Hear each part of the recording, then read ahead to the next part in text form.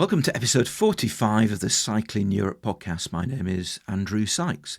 Now, in this episode of the podcast, we're once again headed off in various directions across Europe. Firstly, with a woman who in 2020 was named by Cycling UK as one of their 100 women in cycling, and then with a cycling author who takes us to the heat of southern Spain. But first, whilst recovering from cancer treatment, Candy Whittome was given a copy of Anne Mustoe's book, A Bike Ride 12,000 Miles Around the World. It inspired her to embark upon her own cycling journey, if not quite all the way around the world, then a good portion of it. Her doctors were supportive, although her family did need some convincing, and in 2021 she set off on the first leg of her journey, cycling from Britain to southern Greece during the second summer of the COVID pandemic. I met her at the train station in York.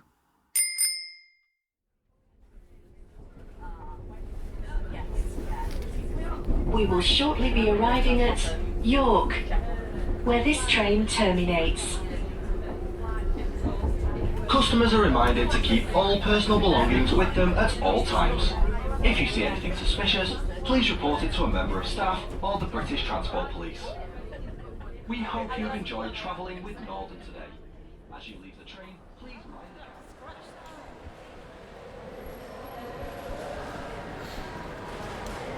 gap.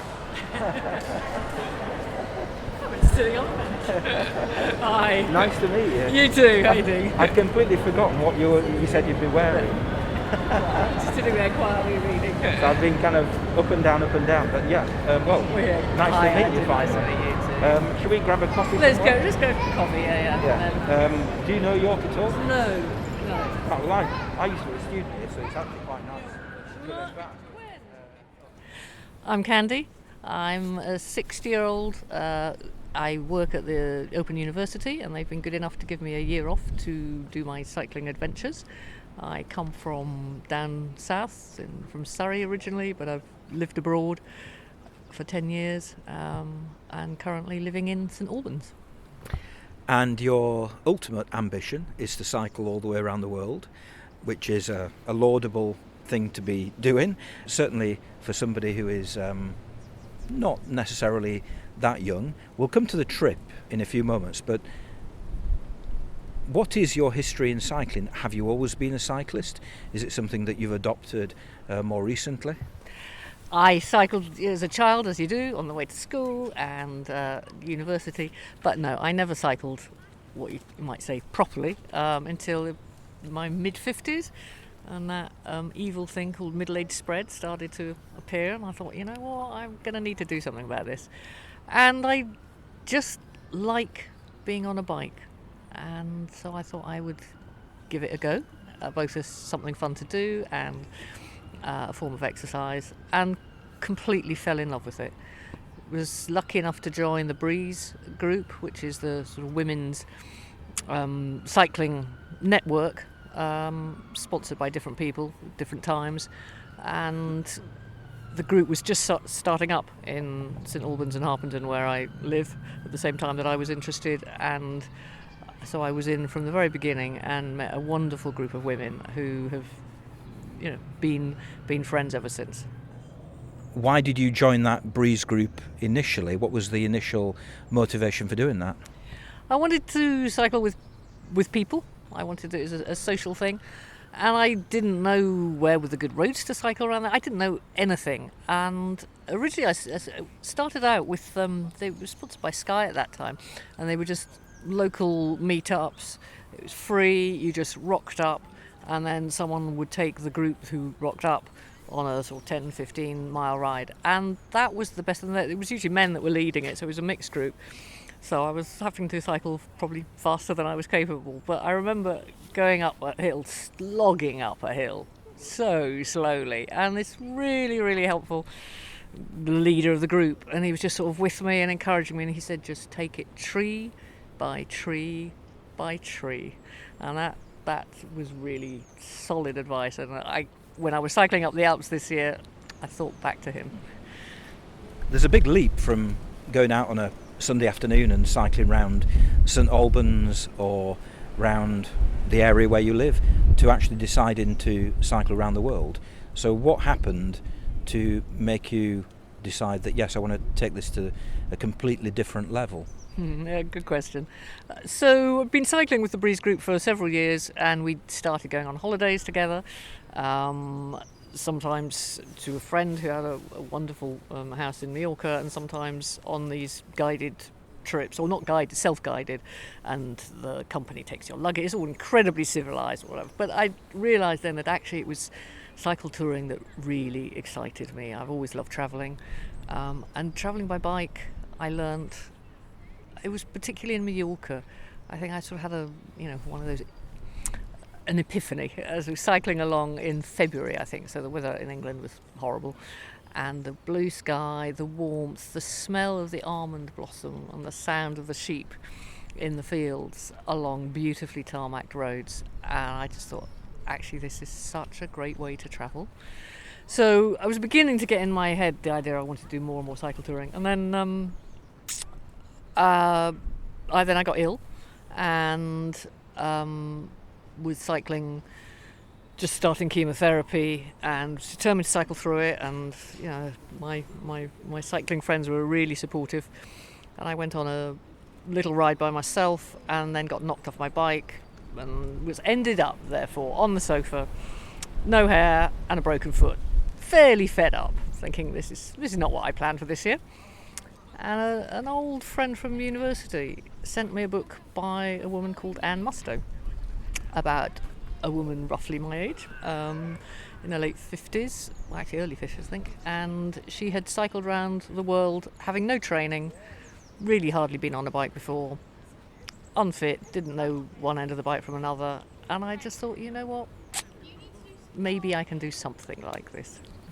So the idea of cycling around the world, did that come after the cancer diagnosis? Was it already in the back of your mind when you were lying in the hospital, waiting for somebody to come along and give you a book, which would give you an excuse? Had it ever crossed your mind before that it might be a possibility, or was it during that period of convalescence? Yeah, no, it hadn't crossed my mind. So in a way, I guess I'm grateful that happened, and it took a long time to really solidify. I read the book and I thought, actually, I wonder, because I love travelling, and I've increasingly over the last decade or so, I've been thinking, what's a good way to travel? And I was thinking, if I were Bill Gates, how would I travel? I wouldn't want to stay in expensive hotels and see people that were sort of told to see me. I want to be talking to people. I want to, in a way, recreate the experience of when you're living in a country. And I like that kind of outsider experience. No one knows where I come from, and I don't know where they come from. So you're communicating on a really, in a way, sort of basic but very genuine human level. There's a real human interaction. All your assumptions, there aren't any, and I love that. And on a bike, you get that because you're not flashing past in the car or on a train, and you are smelling it, and you are eating it, tasting it, and you're going at a pace, and you can just stop when you want, and you're outside, you're feeling it. So, do you think if that person had given you the book, and you were just sitting in front of your TV one afternoon, and you hadn't gone through the cancer diagnosis, you hadn't gone through the treatment, do you think it would have had the same impact upon you personally, or do you think that cancer diagnosis actually made you also value what you needed to do in the rest of your life?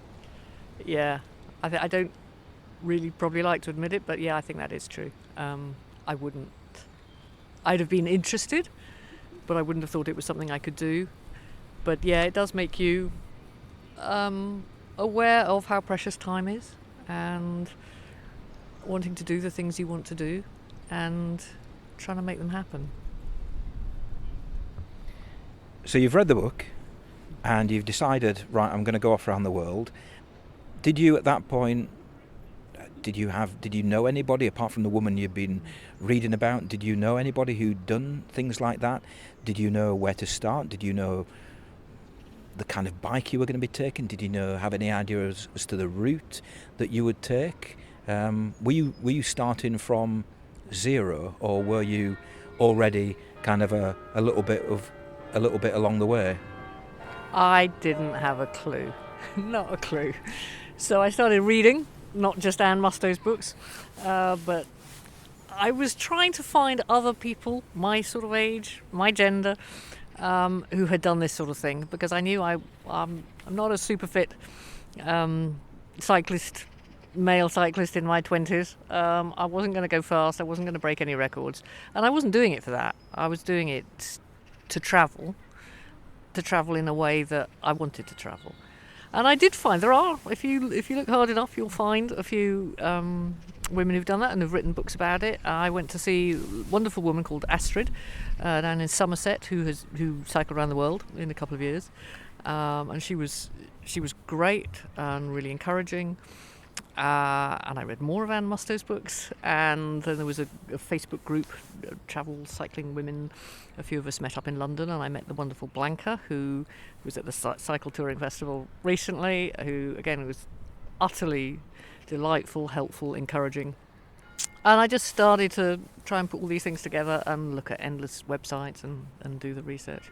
But I should say probably here that since I started, or maybe even before, the idea of cycling around the world has been modified a bit, because I began, I think, to realise my limitations. And so I've reframed it as cycling east, that's the bit I've already done, cycling west, which I'm hopefully going to start in April, cycling north, that'll be the summer, and cycling south, and that'll be next year. And what was the reaction of people around you? And I'm thinking here not just about your friends and family, but also the doctors that were treating you for the cancer. What kind of reaction did you get from them? They were brilliant. They were really encouraging, particularly one of my oncologists, who is herself a keen cyclist.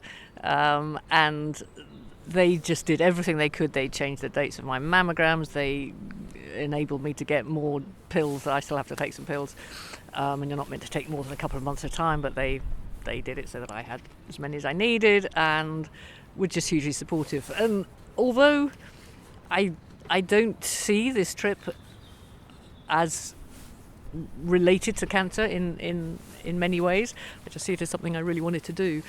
I realised when I cycled up the two sort of big hills that I cycled up, the Jura and the Alps, the first thing I wanted to do when I got to the top of each of them was call. One time I left a message for one of the nurses at the top of the Jura, and another time I texted my oncologist, the woman, and sent her a picture. And I was surprised at that. I didn't realise that was important, but it was.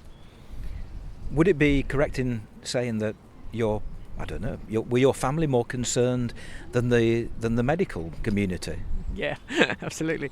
So I have two fabulous girls in their mid-20s now, and it was hard for them. And that was, I think, it was the hardest thing for me in leaving. They had been so supportive when I was ill. They'd just been incredible. And of course, they wanted me to do what I wanted to do, but of course they were anxious. I mean, I would have been in their position, and as a mum, it's totally natural. So, that was just something we had to work through. But I knew that they were also really proud of what I was trying to do and found it inspiring. And as long as it all went according to plan, it would be worth it in the end. But it wasn't easy for them, and that wasn't easy for me as their mum, to see me doing something that upset them in any way. It might be a prosaic question, but what about insurance? If you're going through cancer treatment, and even if the cancer treatment is finished, there must be a certain period after the diagnosis and the treatment is finished where insurance companies won't go near you with a barge pole. How did you manage to sort that out? Yeah, that was something that bothered me, but and again, I spoke to my oncologist about this, and as long as I'm not going to be claiming for anything related to the cancer, it's okay. So you don't have to declare it, and it wasn't likely that would be the case. If I found another lump, I would just fly home. So it was unlikely that the cancer was going to strike me in such a way that I couldn't get home. So no, age was actually more important. In the end, I found something, a good deal that I think one of these women my age who had cycled around the world, she recommended it, and I had to leave before my 60th birthday, which I did by about 3 weeks. Right, let's move on from the diagnosis and talk about the cycling itself. The bike. Did you have a bike which you eventually set off on, or did you buy a new bike? And if so, what was it? Yeah, I mean, I've been fairly cautious about the whole thing, I guess. And so I, again, Googled everything, spoke to everybody. Went on a brilliant weekend, the Royal Geographical Society's Explorer weekend, where all sorts of people have done amazing trips. And it's a fabulous group of people ranging from 18 to 80. And there's always a little cycling gang as well. And Tom Allen was there, and I was speaking to him and looked at his website, and he said, Richard Delacour from Oxford Bike Works, he's your man, and he's not far from me. So I went up and I tried a couple of other bikes, but his was so comfortable, and so he made me a bike. Yeah, I've heard of that place, Bespoke Bikes. Yeah, it's just so comfortable. She's a heavy girl, my Yaz, but she's fabulous. She's called Yaz. She's called Yaz. And give us some of the details. Roll-off hub, Brooks saddle. Roll-off hub, because I'm not a bike mechanic, and I just thought this bike's going to get thrown around a bit, and I'm not going to know what to do. So again, I took Anne Mustoe's approach very much as, well, I don't know about these things, so if something goes wrong, I'm going to have to get someone to help me, so let's try and minimise that. So roll-off hub. Brooks saddle, tried it, hated it, had to get a new one about 2 weeks before I left. Disaster. It wasn't going to work for me.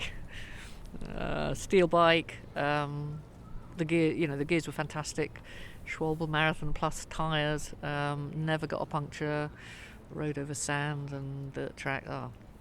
Beautiful bike, really beautiful.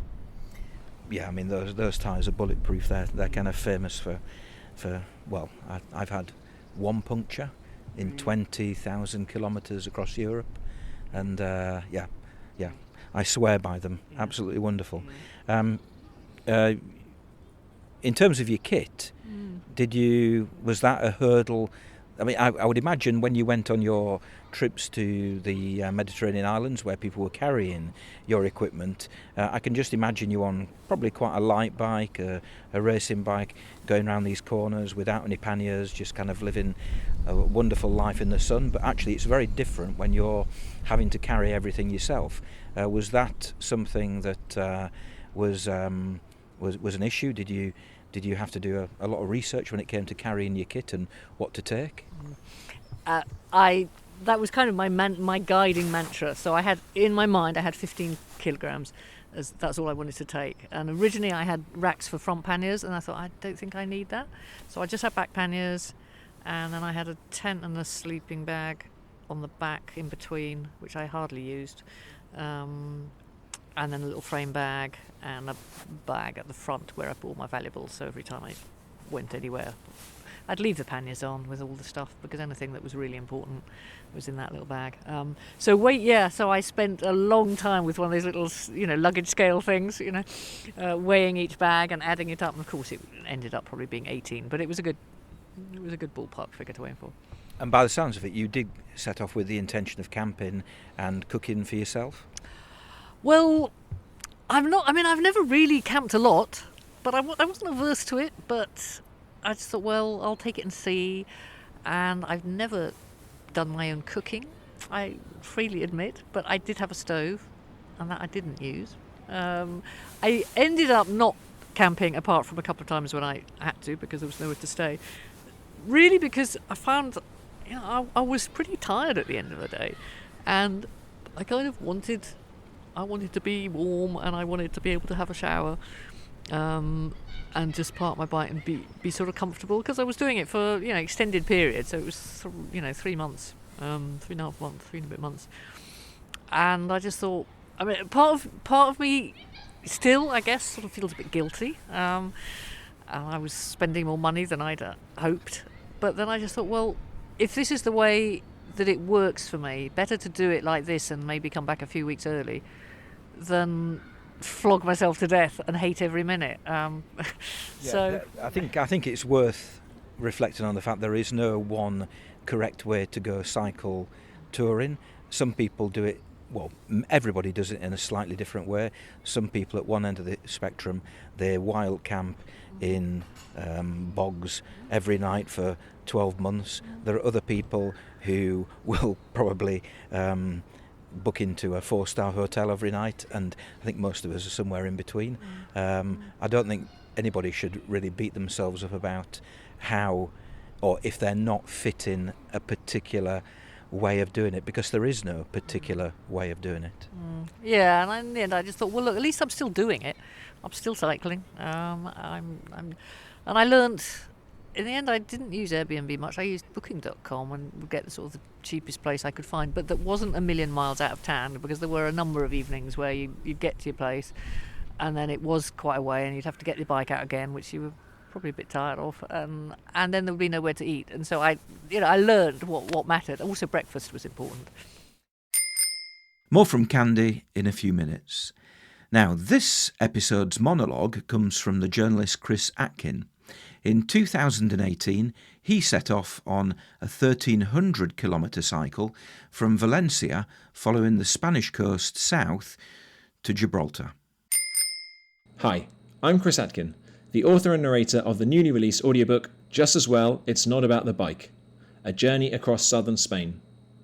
Many of you will notice the book's title is partly a reference to Lance Armstrong's now notorious autobiography. The following clip is a sample from my book.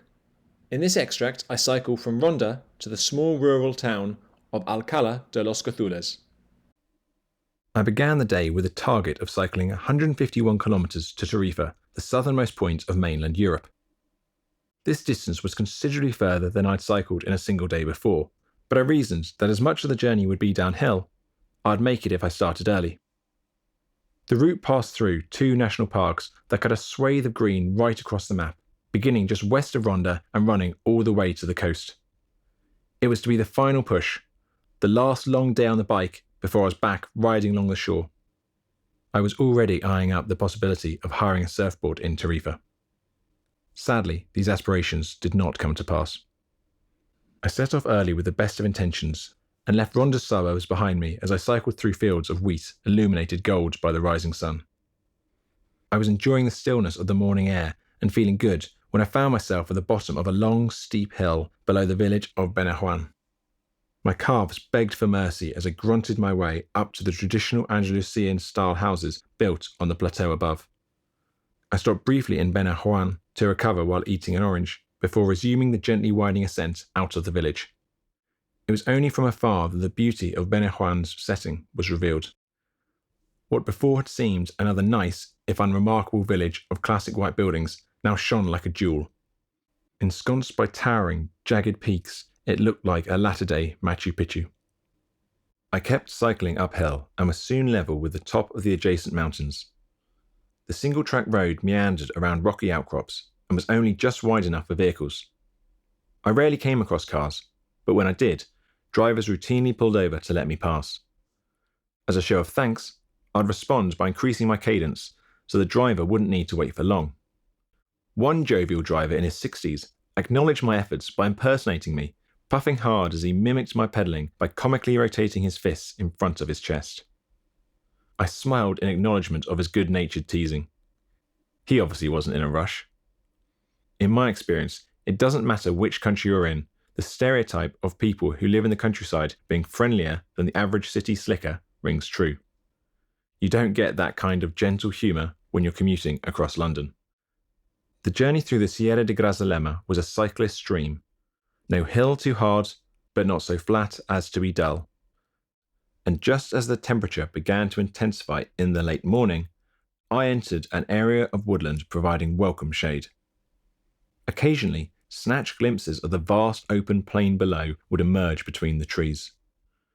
It was like a cross between cycling alone on a sunny day in Richmond Park in London and stumbling into the land that time forgot. This may be a puzzling reference, as, admittedly, I didn't see any dinosaurs. Moreover, it is, of course, impossible to cycle alone on a sunny day in Richmond Park due to the constant stream of lycra-clad men around every bend. Just like in sections of the park, though, dappled sunlight streamed through the canopy of surrounding oak trees onto the winding narrow road. I made a similar, improbable observation when I visited the Tierra del Fuego archipelago at the southern tip of South America. I had long been excited to see what wild landscape awaited me in this land of fire, and was disappointed to find it was all quite familiar. Despite being the starting point for trips to Antarctica, the region is a similar distance from the equator as southern England. So while my imagination pictured a fiery Mount Doom from The Lord of the Rings, I arrived at the national park to find the same muddy paths and beech trees that I'd spent my childhood among. Different, but the same. Even so, there was something unusual about the oak trees of the Sierra de Grazalema. They had all been stripped of their bark to just above head height, exposing the red timber beneath. Shorn of their outer layer, the red trees appeared embarrassed by their nakedness. I attributed this to a forest fire, but I knew this didn't make sense, as there were no telltale signs of the flames licking up the sides of the trees, only a uniform height up to where the bark of all the trees had been removed. It was more like the trunks showed the high water mark of where a toxic, bark-dissolving flood had swept across the land. Inevitably, the truth is more prosaic. These trees were cork oak trees, and their red colour suggested they had been stripped within the last fortnight. Stripping only takes place once a decade, so I was lucky to see such an arresting sight. The bark will slowly regenerate using the carbon stored in the trees, and each tree can be expected to produce 1 ton of raw cork during its lifetime, the equivalent of 65,000 cork stops. Anyone with even a passing interest in cycling should visit this stunning stretch of countryside. It was no surprise to learn that 4 years earlier, these narrow roads had hosted Spain's most prestigious race, the Vuelta a España, which sits alongside the Giro d'Italia and the Tour de France as one of the 3 grand tours of European cycling. I smiled with giddy excitement as I navigated each turn of the road. After all the climbs of the past month, it seemed too good to last. It was. As I emerged from the wooded hillside onto the sunny plain below, along a road that seemed to run into the distance forever, my broken spoke came loose from its position, contorted around another spoke, and snapped it off. Bizarrely, the thought that came to mind was a scene from the movie Apollo 13. When an engine briefly cuts out during takeoff, Tom Hanks's Jim Lovell says to his crewmates, "Looks like we've had our glitch for this mission." I consoled myself with this sentiment. Unfortunately, just as was the case for Tom, I was out of the woods in only a literal sense. I stopped briefly at a viewpoint located where the Sierra de Grazalema in the north and the southerly Los Alcornocales Natural Park converge. In a nearby empty bar that I was shocked to find open, I bought a bottle of water. I was glad I did. There was only one other place selling drinks in the 42 kilometres that followed.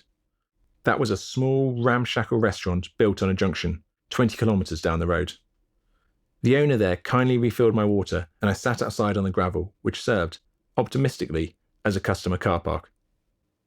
I had hoped to have lunch at Alcalá de los Cozules, but it was already 1 p.m, and I still had a long way to go. Reluctantly, I accepted that I'd need to eat before I reached the town. I continued cycling, but, unable to find a pleasant spot for lunch, I eventually conceded defeat and collapsed onto a bundle of weeds by the roadside. Within minutes, ants had gathered around my banana skin, while mosquitoes, thankfully absent for the majority of the trip, swarmed around my sweaty body. Hot and bothered, but at least no longer hungry, I pushed on again. There was no longer any shade, but the descent towards Alcalá de los Cozules was marvellous. No one was in sight, and I could let my mind wander as I listened to the noise of the crickets in the bushes. The town of Alcalá de los Cozules sits at the summit of a vertiginous hill that rises from the valley floor. As I rode towards the white buildings above me, I cursed the settlers of bygone days for having the wisdom to build their homes in places that were so difficult to attack. I picked up my first puncture as I pulled into the town. After all these weeks and all of the unsuitable terrain I'd travelled across, I'd begun to believe that maybe, just maybe, I might make it to Gibraltar with my inner tubes intact. To my dismay, when I emptied my panniers to turn my bike upside down, I realised my predicament was worse than I'd first assumed. The bike didn't have a quick release mechanism to separate the wheel from the frame. Much like electric windows in the front of cars, I'd assumed that all new bikes, no matter how low budget, were now fitted with these. I was wrong. In place of where I expected to see the quick release lever was a very solid looking nut and screw that required a spanner to loosen. I had a basic bike kit with me, but to my shame, it didn't have a spanner. I'd like to pretend this was a deliberate decision taken to reduce the weight I was carrying, but in reality, it was simply a massive oversight. It was mid-afternoon on a Saturday, and almost all of the shops in the largely deserted town square were closed. It didn't look like I would be leaving Alcalá de los Cozules any time soon. The book is available to buy from all good retailers. You can find out more about me by following me on Twitter or Instagram, where I'm at Chris Jatt. That's Chris, J-A-T. Thanks, Chris. If you'd like to contribute your own monologue for the podcast, please get in touch. All the contact details can be found at cyclingeurope.org/contact. Now, back to York and back to my chat with Candy Whittome. Right, we're actually getting a bit ahead of ourselves because we need to talk about the route that you took. Now, you've talked about how your plans have developed since that first stage. Initially, you had in mind 3 different stages around the world, and the first stage was kind of the European bit. Could you talk about the route that you intended and the route that you eventually took for that first stage? So the original plan was to get to Tbilisi on that first stage, but COVID messed. I mean, I had to delay leaving for over a year because of COVID. Was the Tbilisi, Georgia thing connected to Tom Allen, because he's based over there, isn't he?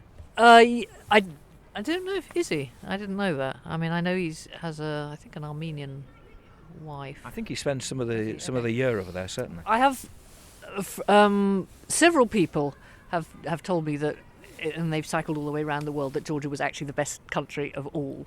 So I was really intrigued. I've got a good friend who has been there a number of times for work, and it just was raving about it. And so the original idea was to meet him and his family out there, and I just thought that would be a good ending place for that stage, because even though I'm really curious and want to go to countries like Iran and Afghanistan, I'm not sure at the moment they're a great idea for a woman on her own.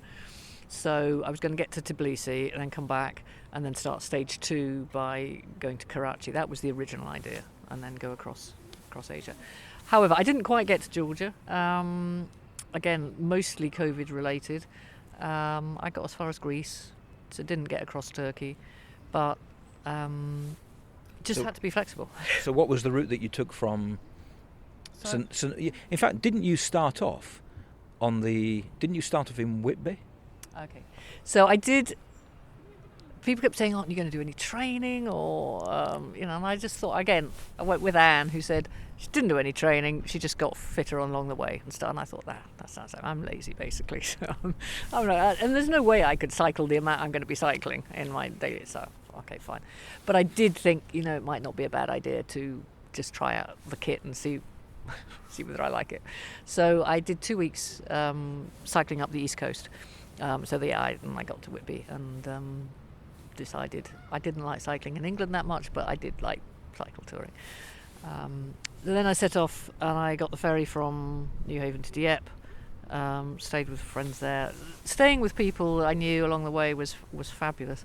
And then because I was meeting someone in Geneva at a certain time, I actually got a train to Auxerre, and then I cycled from Auxerre through the vineyards, up over the Jura, down into Geneva, around the lake, up over the Alps, and across northern Italy, and then into Slovenia, and then actually had to catch a train back down into Bari because I couldn't get through the other countries because of COVID, and into Albania, and then over the hills and into Greece. Okay, so clearly COVID did play its part in adapting plans, as it has done for many, many people over the course of the last couple of years in terms of their long-distance plans. What were the highlights, would you say, between leaving the UK and arriving in southern Greece? What were the highlights of the cycling? Of the cycling,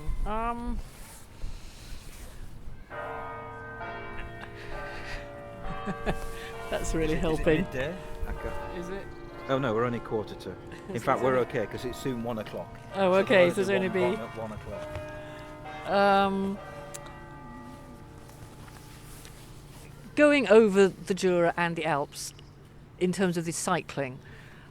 Can you be more specific there? Yeah. Where did you cross the Jura and where did you cross the Alps? I got to Les Rousses, was the top point of the Jura that I went to, and that was really big for me because I didn't know that I could do it.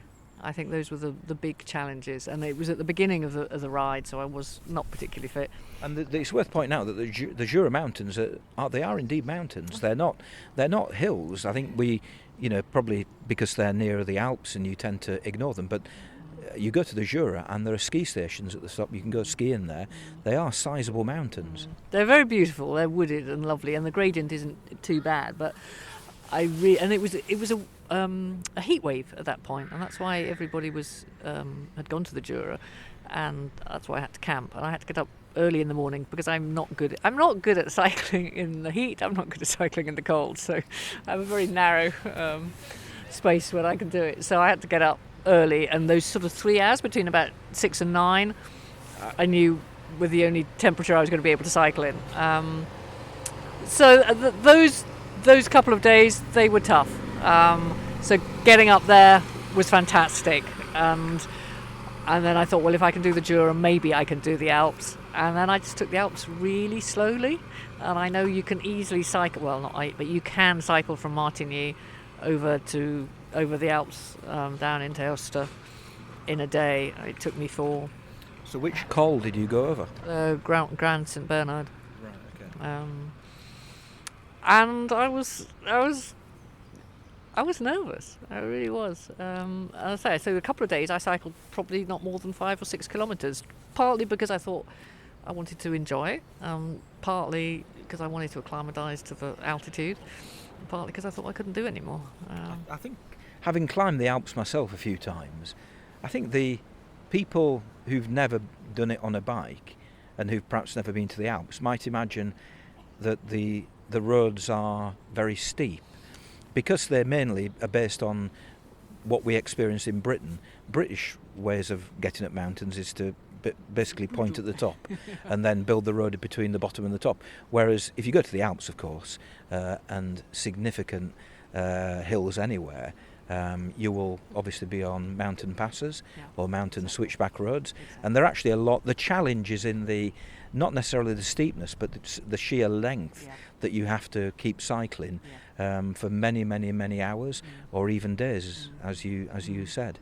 Exactly. That's exactly. It wasn't that they were vertical. It was just that they were long, and it was hot, and then it was cold. And I thought I would be able to. I did a sort of bloggy thing on an app called Polar Steps, and the night before I put it on. I'm going to be really annoying, and every time I stop, I'm going to post something because I'm going to need encouragement. And I stopped 10 times in 16 kilometres or something. But there you go. Yeah, I mean, I think climbing hills is more psychological than physical. Clearly there is a physical element to it, but you've just got to set your mind to get into the top, and eventually you will get there. And there will be people who zoom past you on a £15,000 Pinarello bike. Ignore them and just keep going on your roll-off hub and your heavy bike, and you'll get there eventually. Exactly. And in a way, it gave me some pleasure to see that there wasn't anyone else doing it the way I was doing it that day. Nobody, doubtless there was the next day or the day before, but I thought, okay, so this is me today. Why did you said you took the train down to Bari and then got a ferry across to Albania. Why did you not cycle through Italy? Was it not possible at the time? I'd cycled all the way across northern Italy, and the original plan had been to go down the Adriatic, but different to Montenegro at that point. It was a red country, and I didn't want to go into that. I could have cycled all the way down to Bari, but I was meeting a friend at a particular time, so I got the train. A beautiful train ride, by the way. Yeah, I would imagine so. Yeah, and you went to you got the ferry to Albania. Yeah. Tell me about Albania. Albania was probably the toughest part of the trip, but also the most memorable and the most rewarding. I was really lucky because a great friend of mine from many years ago came out to join me, so I had company the whole time, and that was really nice. I'd been on my own for quite a long time and was finding cycling on my own was getting me down a bit, so it was great to have company. We met. She flew into Tirana airport, I arrived on the ferry, and amazingly we managed to meet at some restaurant on some road somewhere going north from Tirana, and that was a really good moment. And then we cycled up to the north. They call them the Accursed Mountains, and it was quite dramatic. Yeah, the Albanian Alps. I remember being in Albania, and actually, bearing in mind what I just said a few minutes ago about the roads in the Alps compared to in Britain, I think I made a comment in the book that I wrote that actually the Albanians must have subcontracted the building of their roads to the British, because they did go right up the side of a hill, and they didn't seem to have invented the switchback road. Yeah, although actually Albanian roads in general, I mean, they were full of traffic, but if you took a side road, they were quite good. We avoided most of the big hills. We just went to different places. We came back down, and then went to the coast, went to wonderful wetlands nature reserve, and then headed east because we were heading over into Greece, and really some places that most tourists don't go. But the thing about Albania, I mean, I loved the countries, particularly where I'd never been before, because that's when you're sort of kind of on alert, and you'd have nothing to fall back on. You don't understand anything. You don't understand the language. You don't understand the culture, and so it's a huge learning experience. And people were much more open at talking to us than I thought they might be. I had no idea quite how troubled things had been, both during the time, Hodja's time, during the very, very strict communist regime, and then how complicated things had been after that, and since then I've become really quite sort of intrigued by the history and the politics and what's going on. And we met many young people who wanted to leave, but we also met a good number who wanted to stay and try and make things better. I remember one young man we met in a cafe who was working as a waiter. It turned out he was a qualified nurse, but he said he couldn't take a nursing job because if he did, he wouldn't have enough to pay his rent, let alone his food. And so he and many others were looking to come to England. And we were asking, well, how do people come? One chap told us that 2/3 of his school class had come to England. And we said, well, how do they get there? And he said, oh, the usual way, trucks, lorries, through Poland. And they were all working here. I mean, either they had been arrested, or they were probably working illegally, and it was thinking that was a better option than staying in Albania. That was really tough. But Albania is a beautiful country, and it has a huge amount going for it, but it's still really struggling. Did you go to Tirana, the capital? Yeah, we had a few days there. When there's amazing museums, the bunker museums. I don't know if you went when you were there, because one of the sort of guiding sort of concepts of this idea that there was going to be a nuclear war and that Albania was going to be attacked, and so there are bunkers all over the country. Most of them, they look like sort of concrete mushrooms, something like 168,000 dotted around the country. But Hodja and his allies, his group, obviously had an extended bunker, which has now been turned to an extraordinary museum showing the history of Albania. But it really gives you a sense how how closed in the country was. Effectively, there was like an electric fence all the way around. You really could not leave. It was the North Korea of Europe, and so when communism fell, there was neither physical nor institutional infrastructure. There was nothing. What did this freedom democracy thing mean? And it's still something that is being figured out. Yeah, I remember Tirana for quite a few reasons, but I remember the painted buildings because Yes. Eddie Rama, who was then the mayor of Tirana back in 2015, Yep. he's now the Prime Minister, I think, Yep. and he had basically instigated this program where people were encouraged to paint their buildings, and I thought that was really nice, and it certainly brightened up the place. The other thing I remember particularly was I think it was originally built for Enver Hoxha to his tomb, which was this phenomenally ugly structure in the centre of the city, which was, I think it was so emblematic of the communist era. It hadn't been pulled down. It's very difficult to describe. It was kind of like a pointed, not quite a pyramid, but it was just a skateboarder's dream, and I think that they'd kind of taken it over. Is that still there, and have they done anything with it? It's 5 years between our respective visits. I'd like to think they'd done something with it. Yeah, to be honest, we only spent about a day looking around Tirana, because then we actually went out onto the coast for a couple of days. So you arrive in Greece. Now I looked at your map earlier, and it looks as though you certainly cycled some of it back to Britain, some of it on trains. Yeah. Can you explain how you got back from Greece? Yeah, so at that point, now we only have 90-day visas cycling around Europe. Obviously, Albania didn't count, not part of the EU, but so I had a deadline.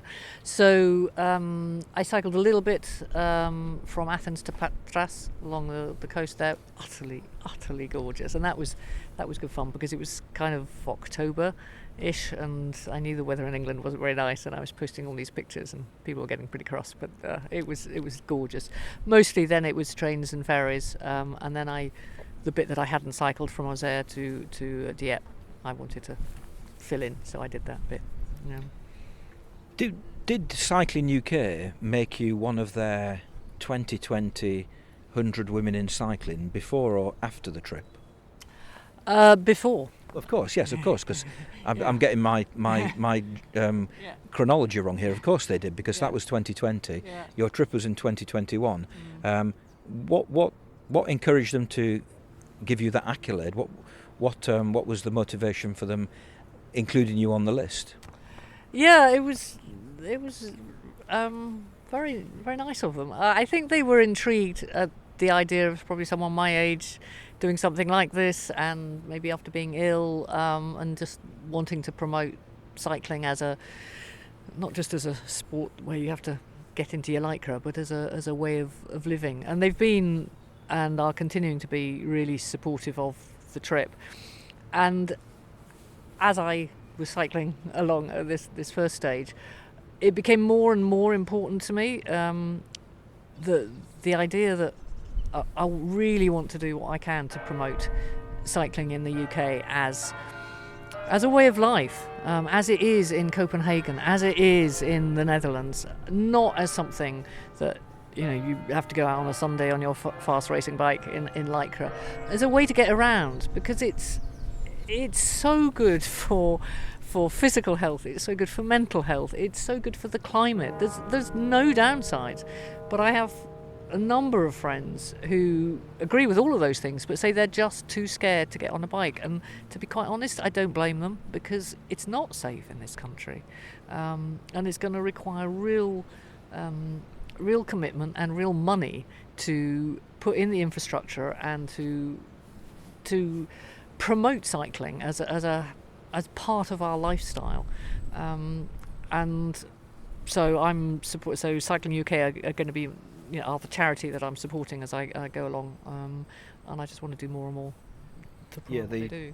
The normalisation of cycling is a very big challenge, and if we ever get anywhere near the level of normality that it is in the Netherlands or in places like Denmark and other places as well, even places like Germany and Belgium, and even France. It is the norm increasingly for towns and city centres to be basically getting rid of the cars and the motor vehicles in preference to more active forms of travel. But we're here in York, and even here in York, people are still driving around on very narrow streets which would be far better pedestrianised, and people on their bikes. Couldn't agree more. I mean, Ljubljana in Slovenia is a brilliant example. It's pedestrianised and there for cyclists, and it's just a really healthy lifestyle that is promoted. And so the city is quieter. There's a bustle, but it's not traffic. It's healthier. I came away thinking that whereas in England people tend to hate cyclists, in France they respect them. In Switzerland, Germany, they really, really like them, and in other countries like Denmark and Netherlands, just everyone is a cyclist. And just on the Copenhagen thing, I was there a few years ago, and was so struck by how cycle friendly the place is and all these protected cycleways. And so I was reading up a bit about how it became like that, and it wasn't always like that, and it was a concerted effort by some of the politicians there, I think in reaction to a tragic accident where a child had been killed. And it took a lot of time, a lot of money, and a lot of convincing people on the part of the planning department and the politicians to say, no, we're going to do this differently. And people at first didn't want it. Even in Denmark they didn't want it. And now look how amazing it is. So it can be done, but requires a lot of effort. Right, thinking about stages, well, I reckon stages 2, 3 and 4. Bearing in mind you've now stated that your plan has changed, so you've headed east. You're now going to head north, west and south. Heading north, well, that kind of takes you to the edge of Europe. Heading west, that could be a long way. Heading south, that could take you all the way through Africa. So what's next, and where's the route going? So actually I'm calling it, so it was cycling east, so that was from here to east, and now I'm going to have to, I had hoped to get on the Trans-Siberian Railway and get to Vladivostok, but all of that has been put on hold by COVID mostly. So I'm now going to have to fly, which I really didn't want to, but I can't see any other way, and hopefully get into Vietnam, which looks like it'll be open by mid-March. So you don't consider the eastern bit yet finished by any stretch of the imagination, just interrupted in Greece? Well, I'm calling it cycling west because I'll be cycling from a point in the Far East to the west. Does that make sense? Yeah, okay. But definitely not. And I really, and then I don't think I'll get beyond Thailand. And I really want to fill in the bit between Thailand and Karachi at some point. But that'll be another day, another adventure. So the next stage is Vietnam, hopefully, Cambodia, Laos, and Thailand. That's going to be, I'm calling that cycling west because I'll be starting from an easternmost point to a more western point. And you need to be back at work, you said, in October? 1st of October, so yeah. So when do the other bits fit in? So north will be in the summer, in early July to September, through September. And then south will have to be next year, in my holidays next year. Okay. And how far south will you go? As far as I can get. Literally, I'll start probably at the northern tip of Africa and just head down.